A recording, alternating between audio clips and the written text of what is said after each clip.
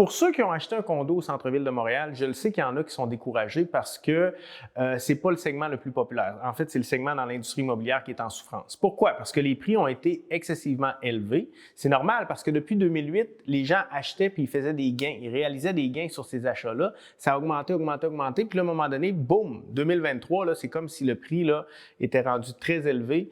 Et là, il n'y avait plus d'engouement. Pourquoi? Parce que le taux directeur a augmenté 10 fois de suite, sans arrêt. Donc, les frais de condo ont augmenté de façon significative, les assurances ont augmenté, puis là, le centre-ville n'a pas repris autant qu'on l'espérait suite à la COVID.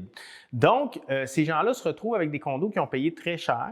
Ils vont aller chercher un revenu locatif, mais pas autant qu'ils l'espéraient, et c'est un peu la panique parce qu'il n'y a plus personne qui veut en acheter. Donc, ceux qui sont à vendre ne le vendent pas et les frais locatifs, ou c'est-à-dire les revenus locatifs, ne couvrent pas les dépenses. À ces gens-là, ce que j'aimerais leur dire, c'est ne paniquez pas. C'est une question de cycle économique. Ça va reprendre, mais c'est une question de temps, bien évidemment.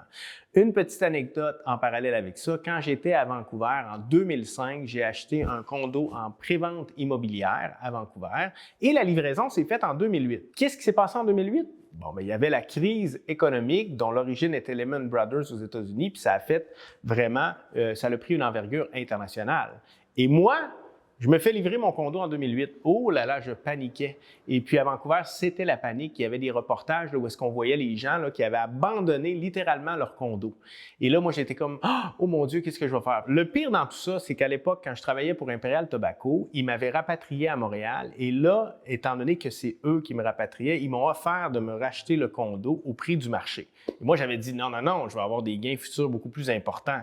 Et là, boum, la crise financière arrive. Oh là là, là, j'étais vraiment en mode panique. Mais bon, qu'est-ce que j'ai fait? C'est que j'ai trouvé un locataire. Il m'a loué ça pendant 3 ans. Qu'est-ce qui est arrivé en 2010? Les Jeux olympiques d'hiver à Vancouver. Alors là, c'était une question, une fenêtre de 2-3 ans et ça l'a bien repris. Et l'histoire l'a bien confirmé. Après, dans les années 2010, la valeur immobilière elle a augmenté de façon très importante annuellement.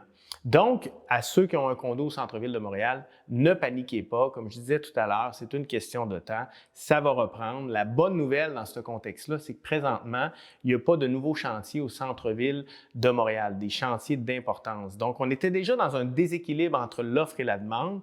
Pendant 3 ans, aucun nouveau chantier qui a commencé. Ce déséquilibre-là, à un moment donné, l'effet va se faire sentir de façon très importante et c'est vous, les propriétaires, qui allez en bénéficier.